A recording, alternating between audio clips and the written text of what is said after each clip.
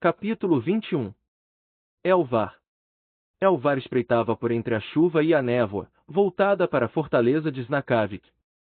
A fortaleza não se via, envolvida na neblina e em nuvens carregadas de chuva, mas ela sabia que estava ali.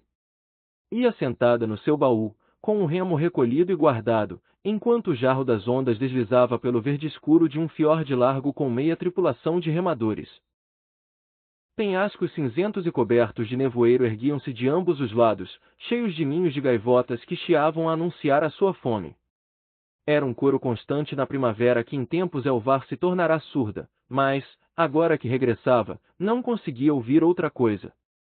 À sua frente, surgiu uma sombra entre a neblina, alta e larga como uma montanha, a ganhar forma como se rasgasse as nuvens. Barn, o rapaz sentado ao lado de Elvar, de mão dada com a mãe, silvou.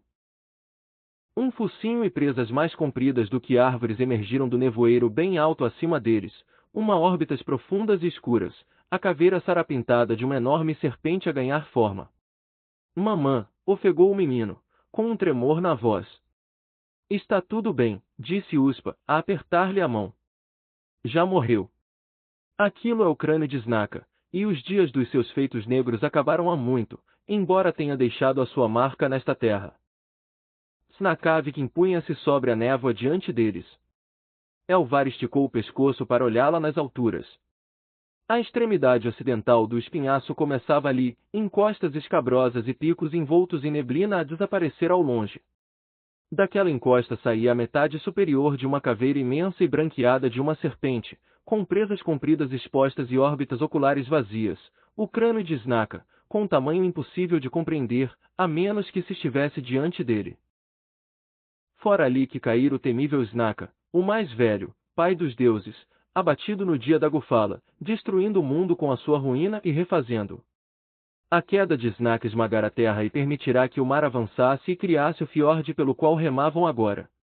A terra fora tirada ao ar e pousara à volta do seu cadáver, formando uma cordilheira que atravessava todo o continente de Vigri. A carne do deus morto tinha apodrecido havia muito debaixo de terra e pedras amontoadas, mas a caveira, a coluna vertebral e as costelas permaneciam visíveis, um recordatório colossal e sempre presente do legado dos deuses. Pelo menos em Snakavik não há Vaesen, portanto vamos poder dormir sem receio de que vermes noturnos nos sufoquem. Os ossos dos deuses eram um escudo contra os Vaesen, ainda que Elvar não soubesse ao certo porquê. Havia algum poder latente na trama de ossos e medula. Qualquer que fosse a razão, os Vaesen evitavam quaisquer resquícios ou relíquias dos deuses. Ver Snakavik fazia-a sentir-se insignificante, como um pequeno prego atirado para um balde de pregos, e fugira dali para escapar a essa sensação. Inspirou profundamente, tentando conter o turbilhão de memórias havia muito enterradas que se libertavam perante a visão da sua terra, e desviou o olhar para Gren. Aquela também fora a terra dele, durante mais anos dos que aqueles decorridos desde que ela respirava, mas se a visão do crânio de Snaka agitava algo dentro do velho guerreiro, o rosto dele não o revelava. No pico da caveira, fora construída uma fortaleza bem alta sobre um planalto de granito por onde emergia a cabeça, bem como um salão do hidromel e torres de vigia, que pareciam cornos e escamas por cima da testa do deus serpente. Lá dentro, por baixo e em torno da caveira e das colinas à volta, tinham sido construídas uma fortaleza e um porto e, ao longo de muitas décadas, uma vila fora crescendo ao redor. À distância que se encontrava, Elvar começava apenas a distinguir as torres e as muralhas de madeira que rodeavam a caveira, linhas escuras contra o osso branqueado, pequenas como veias. O brilho de 1000 tochas da vila, dentro do crânio da serpente, iluminava-lhe as órbitas e as mandíbulas abertas, como se o antigo Snaka tremeluzisse com um fogo ímpio. Remando em silêncio para a baía de Snakavik, a tripulação passou entre os arcos curvos de presas que emergiam da água.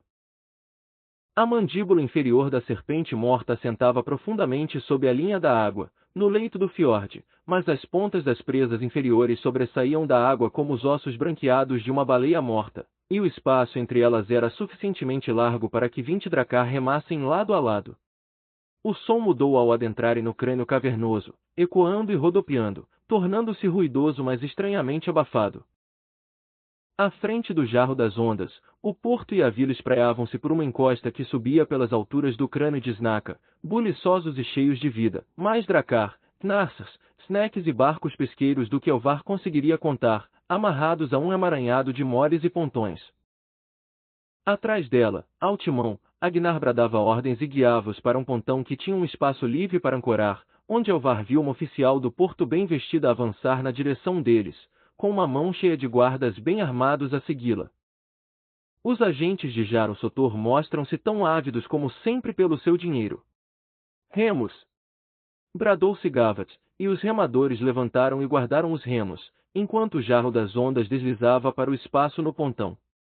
Guerreiros soturnos saltaram da morada para o pontão, amarraram cordas ao mole e logo as tábuas do jarro das ondas roçaram em madeira.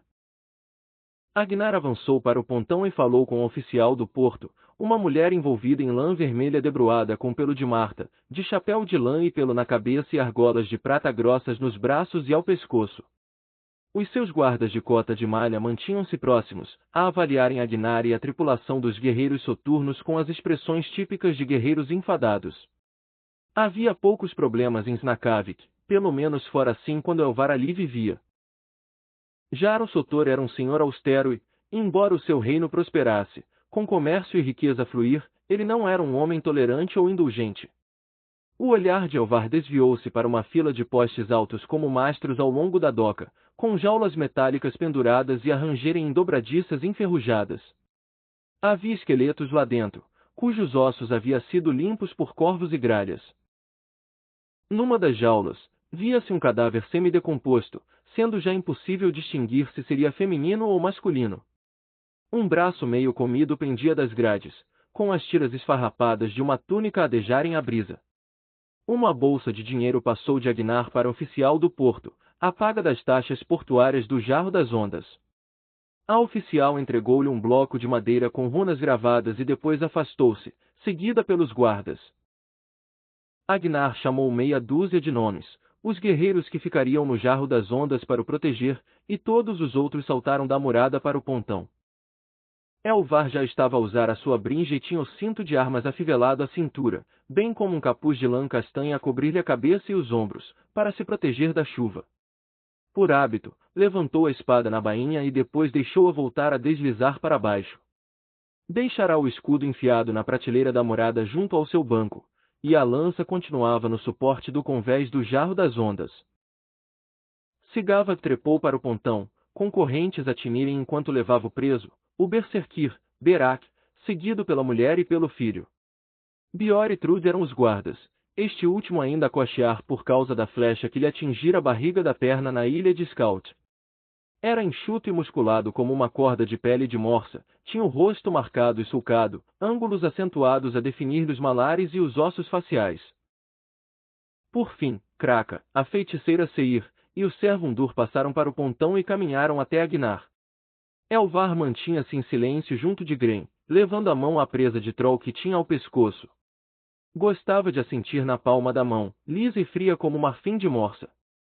Gren usava a sua brinja, um machado e um seax no cinto de armas, um capuz de lã sobre o cabelo preto entrançado. Depois Agnar deu o sinal e começaram a marchar pelo pontão e pela vila portuária de Snakavik. Passaram pelas jaulas rangentes de criminosos, cada uma com uma tábua pregada com runas gravadas. A mais próxima dizia, venerador de um deus morto. Passaram as docas, as peixarias e uma data de tabernas a tresandar a hidromel rançoso e a urina. Elvar ia fazendo caretas às ruas estreitas e aos muros, como se pudesse afugentar o fedor a peixe, salmoura e humanidade com um olhar. Parecia que Gren tentava servir-se da mesma tática, mas não funcionava nem para um, nem para outro. Apesar de o sol ainda ir alto no céu, a vila portuária de Snakavik existia num estado permanente de lusco-fusco ou escuridão, pois a caverna da serpente só deixava entrar a luz pelas mandíbulas abertas, pelas órbitas e por umas quantas fissuras rachadas no osso grosso. Por esse motivo, havia tochas acesas por todo o lado e o fumo de gordura de baleia e de foca a queimar adensava-se no ar, o que aumentava a sensação de pressão onipresente. Elvar começou a sentir a pele arrepiada, dando-se conta do quanto adorava o mar aberto e a vida com os guerreiros soturnos. Uma vida em que já por várias vezes poderia ter morrido é de longe preferível a viver mais um dia que seja nesta bosta fedorenta. A estrada tornava-se íngreme, os edifícios recuavam e inclinavam-se, as multidões pareciam enxames de moscas. Pescadores, guerreiros, mercadores e comerciantes, prostitutas encostadas à entrada de ruelas, por vezes o cintilar de ferro mais atrás nas sombras, assassinos à espera de aliviar da bolsa ou da vida o cliente de uma delas. Chegaram a um cruzamento e Agnar parou. Encontra uma taberna que tem espaço suficiente para os guerreiros soturnos e que venda boa cerveja e hidromel, disse ao coxo Trude, entregando-lhe uma bolsa com moedas. Trude assentiu com um resmungo e avançou para a direita, enquanto Bior dizia aos prisioneiros que o seguissem. Sigavat, Uld, Solin, comigo, chamou Agnar, e depois prosseguiram colina acima, acompanhados por Kraka e pelo servo Undur. Elvar soltou uma expiração longa, tão aliviada como desapontada por não ter sido escolhida. O resto dos guerreiros soturnos ia atrás de Trude e Bior, e Elvar parou por um instante antes de o seguir. Elvar chamou a alguém. Era Sigavat, que estava virado a olhar para ela. Por aqui, conosco, sua idiota. Elvar trocou um olhar com Gren e mudou de direção, indo atrás do chefe, de Sigavat e dos restantes. Subiram ainda mais, passando pelo labirinto de ruas da vila dentro da caveira, até Sigavat já estar vermelho e ofegante do esforço, empapado em suor. Passaram por uma taberna que tinha à porta cerca de uma dúzia de guerreiros a conversar encostados a uma parede, a beber de cornos.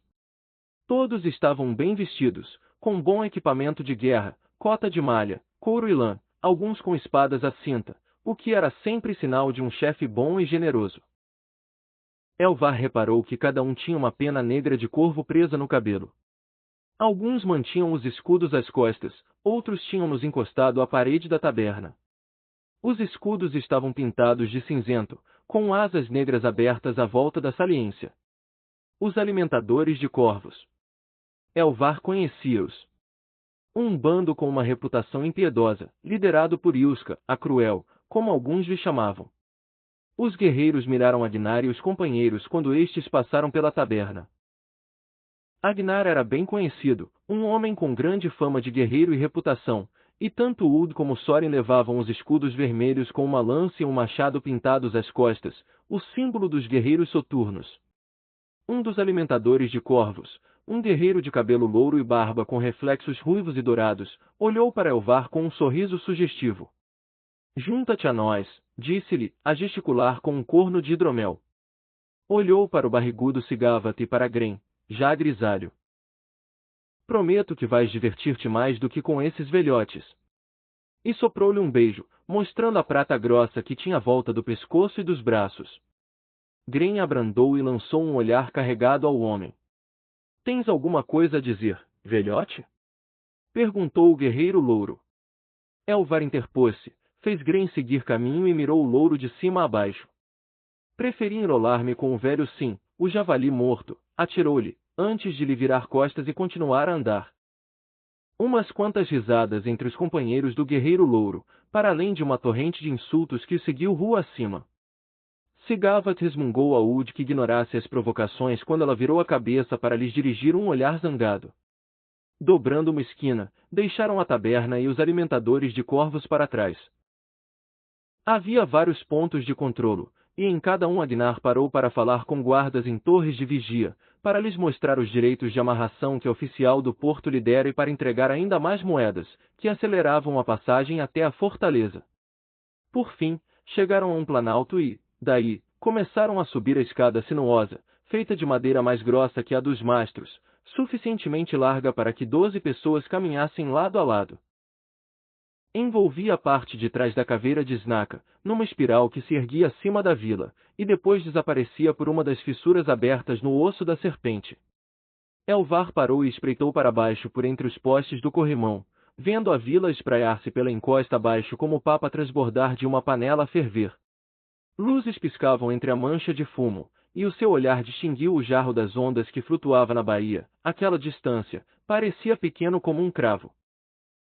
Depois Gren resmungou-lhe qualquer coisa e ela virou-se e avançou para o túnel de osso, onde a umidade condensada caía e tornava os degraus de madeira escorregadios e o fumo de braseiros se espessava à sua volta. Elvar contou os degraus, como fazia em criança. 212, ofegou ao alcançar a luz do dia. Todo o grupo emergiu no cocuruto da caveira como vermes a saírem de uma ferida. O vento frio fustigava-os, bem como uma chuva miúda que rodopiava como névoa. Elvar inspirou o ar puro, sentiu o gelo a crepitar-lhe nos pulmões. O sol afundava-se no horizonte ocidental e lançava um brilho difuso por entre nuvens carregadas de chuva. Um caminho de tábuas de madeira levava para leste, atravessando a caveira na direção de um planalto de granito, no qual se impunha a fortaleza de Snakavik. Muros grossos de madeira e um portão forte recebiam a última luz do dia. Lá dentro viam-se os telhados dos edifícios, um salão do hidromel no centro da fortaleza. Mesmo dali, Elvar via as vigas enroladas e esculpidas na serpente do telhado do salão do hidromel, maior do que em algumas vilas que Elvar visitará nas suas viagens. Atrás erguia-se uma torre de Galdur, onde esses feiticeiros aprendiam os seus obscuros costumes rúnicos. Sem dizerem palavra, marcharam pelo caminho, Gren diante dela, com o capuz a cobrir-lhe a cabeça inclinada, os ombros curvados contra o vento e a chuva. Os portões estavam abertos e vigiados por uma dúzia de guardas de um lado e do outro, e havia mais guerreiros de elmo a fitá-los dos parapeitos da torre. Usavam boas cotas de malha e os seus escudos amarelos ostentavam uma serpente enrolada à volta da saliência de ferro, de mandíbulas abertas. Uma mulher avançou para os receber, uma capitã, a julgar pelo equipamento de guerra. Tinha à cabeça um elmo com órbitas escuras gravado a bronze e a sua mão repousava no punho de uma espada embainhada. Elvar ficou ao fundo do grupo e esperou silenciosamente enquanto o chefe falava com a capitã, repetindo o processo que já executará uma dúzia de vezes. Mostrar os direitos de amarração, entregar algum dinheiro, apontar para Berak. Ela olhou para o homem acorrentado e depois acenou com a cabeça. Deu uma ordem ríspida a um dos seus guerreiros, um jovem de lança na mão, que se virou e os levou para a fortaleza. Passaram por ruas largas ladeadas por casas comunitárias, algumas das casernas do Zir de Jaron Sotor, o seu contingente de drengues ajuramentados, e depois viraram para outra rua, onde forjas de ferreiros expeliam fumo e o ressoar de martelos lhes ecoava nos ouvidos. Um pátio abria-se diante deles, o salão do hidromel de Snakavik, com degraus largos e pilares de madeira que davam para as portas profusamente lavradas. Uma fileira de estábulos ladeava um extremo do pátio, com cavalos a relinchar. Havia guerreiros ao cimo dos degraus, em frente às portas, de brinjas e elmos polidos a refulgirem, lanças resplandecentes em punho. O rapaz que os levava apressou-se a subir as escadas para falar com os guerreiros, ao que um deles desapareceu pelas portas. Vocês esperam aqui, indicou depois o rapaz Agnar, que já subia os degraus, e todos estacaram. Elvar olhou em redor e viu os guerreiros a fitá-los com olhares frios, a maioria focada em Berak, que se mantinha de cabeça baixa, o cabelo comprido molhado e a envolver-lhe o rosto em sombras. O capuz de lã de Elvar estava ensopado pela névoa que parecia chuva, o pátio ia escurecendo. Havia tochas e braseiros acesos, e o vento agitava as chamas. As portas abriram-se com um rangido e um guerreiro fez-lhe sinal para que o seguissem. Agnar liderou os degraus acima para o salão do hidromel de Jaro Sotor. Elvar passou por baixo da arcada e entrou num salão abobadado, onde corvos se acumulavam nas vigas obscurecidas. Longas filas de mesas e bancos conduziam ao outro extremo do salão, onde estava instalada a mesa alta de Jaro Sotor. Atrás havia um estrado com uma única cadeira, um pouco mais recuada, o que parecia uma cabeça esculpida em mármore, enorme como um rochedo e da altura de um homem. Tinha gravada a imagem de um homem, com uma testa alta, nariz grande e largo e lábios grossos. Os olhos pareciam estar fechados, com veias escuras a percorrerem o mármore, que dava a impressão de brilhar à luz das tochas. Agnar e a tripulação seguiram a escolta de guerreiros, enquanto outros mais começavam a acompanhá-los e outros ainda se mantinham nas suas posições na periferia do salão, onde tochas tremeluziam nas paredes. No centro do salão ardiam braseiros, sobre os quais servos faziam girar carcaças de javali e veado em espetos de ferro, a gordura a pingar e a fervilhar nas chamas à medida que a refeição da noite de Jaro-Sotor e dos seus libertos e ajuramentados era preparada. Uma porta ao fundo do salão abriu-se e figuras entraram.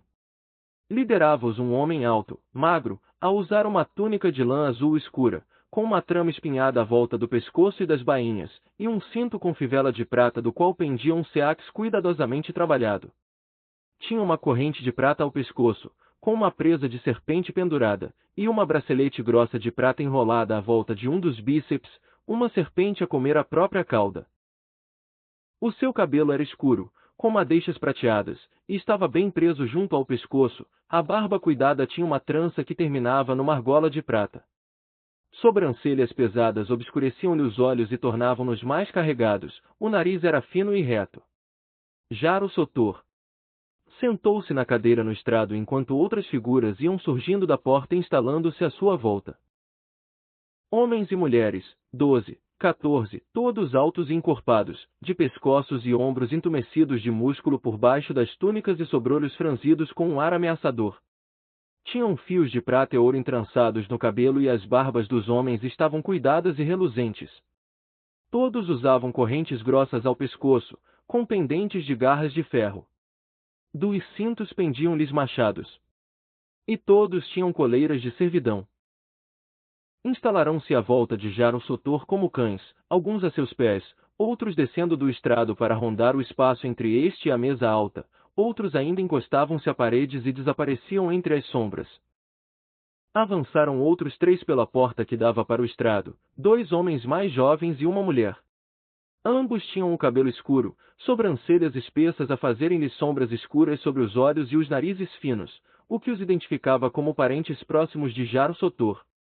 A mulher era loura, alta e de porte orgulhoso, mais velha do que os 2 homens. Tinha um colar de ossos ao pescoço e tatuagens de runas nas costas das mãos, a desaparecerem pelas mangas da sua túnica de lã amarela. Os 3 posicionaram-se ao lado do Jaro. Os guerreiros que levavam Agnar pararam ao chegarem ao espaço entre os bancos e a mesa alta, afastando-se para que só ele ficasse em frente ao Jaro. Bem-vindo, Agnar Broxon, chefe dos guerreiros soturnos, disse Sotor. O seu olhar passou pelos que se encontravam atrás, fitando Elvar e logo seguindo até a cabeça inclinada de Berak, antes de regressar a Agnar. Saudações, Jaro-Sotor. Agnar inclinou a cabeça. Dizem-me que tens artigos para venda, artigos que poderão interessar-me. Sim, meu senhor, confirmou Agnar. Elvar não estava habituada a ouvir o chefe falar com tanta deferência com outra pessoa. Não gostou. Trago-te Berak Jornason, continuou. É impuro, Berserkir, procurado por 3 jaus por assassínio, dívida de sangue e Veregildo. Trago primeiro a ti por uma questão de respeito e por conhecer os teus gostos. Agnar fez sinal a Sigavat, que resmungou uma ordem e puxou a cadeia presa ao seu punho. Berak deu um passo cambaleante em frente, ergueu a cabeça devagar e lançou um olhar furioso a Jaro-Sotor. Uma série de rosnados percorreu os berserkirs dispostos à volta do Jaro, uma tensão súbita no ar, como uma tempestade a aproximar-se. Trouxeste-mo primeiro porque achas que pagarei mais por ele, resfolegou Sotor, a acenar com a mão.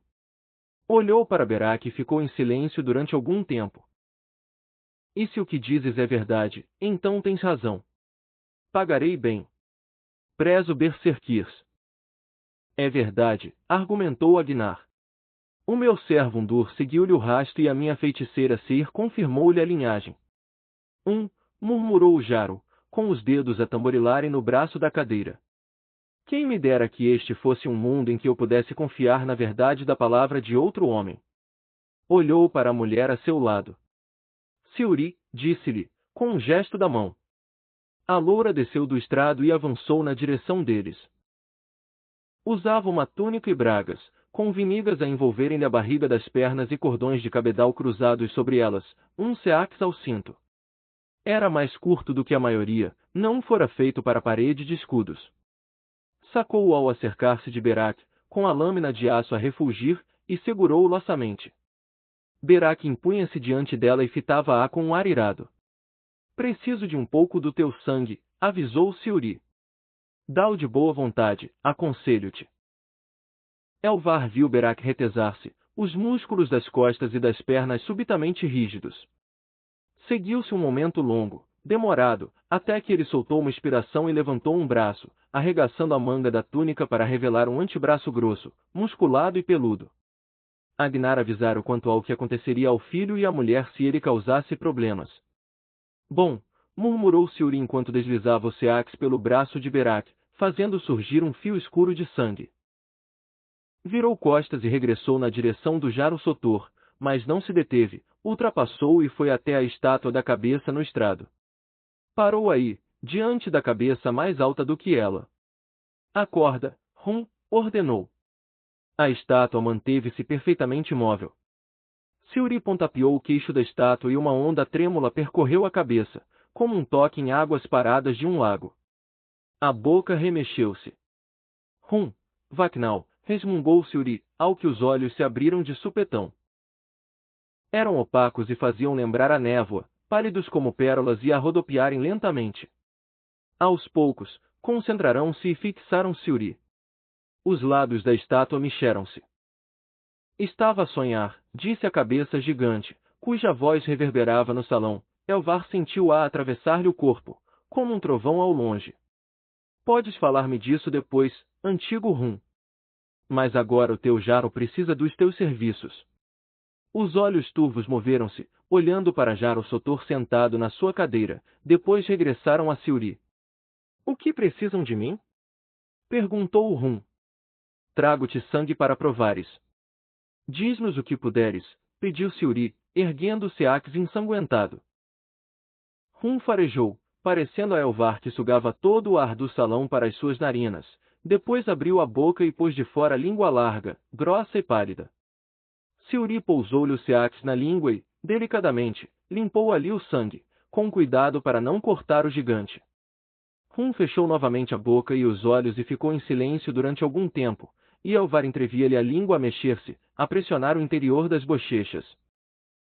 Depois abriu os olhos e cuspiu uma bola de flama raiada de sangue, que caiu no estrado. Sangue de Berser, ou eu sou um anão, disse a cabeça. Jaro Sotor sorriu. Levem-no, determinou, ao que Siuri voltou para junto de Berak com dois dos grandes servos que haviam estado aos pés do Jaro a acompanhá-la, bem como um trio de guerreiros. Berak esperava. Siuri estendeu a mão para que Sigava lhe entregasse a corrente, mas ele limitou-se a fitá-la. Não discutimos o preço, disse Agnar. O dobro do que terias recebido em qualquer outro lugar, replicou o Jaro Sotor. Aprecio a tua visão para os negócios e digo-te que venhas pelo mesmo caminho caso encontres mais impuros. Agnar inclinou a cabeça. A tua generosidade é muito apreciada, meu senhor, e a minha lealdade para contigo está assegurada, respondeu, antes de assentir a Sigavad. A tua lealdade para com o dinheiro de Jaro Sotor, queres tu dizer, pensou Elvar, incapaz de controlar o esgar que lhe arreganhava o lábio.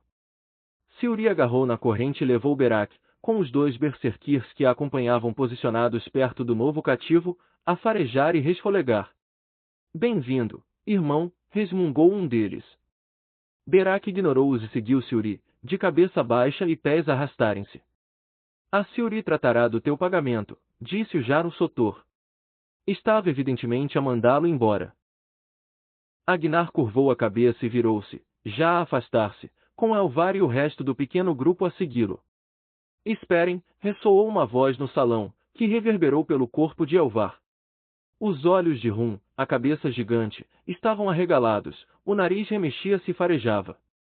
Pôs a língua de fora, lambeu o ar como se o provasse e depois fechou a boca e estalou os lábios. Elvar, disse para o salão. Jaro Sotor fitou os dois homens a seu lado deram um passo em frente. Deves estar enganado. Disse o Jaro. A Elvar está aqui, insistiu cuja voz grave enchia o espaço. Elvar parou, suspirou e virou-se, vagamente ciente de que, a seu lado, Gren também se virava e a tripulação de Agnar parava. Levou as mãos ao capuz e puxou-o para trás. Olá, pai, disse.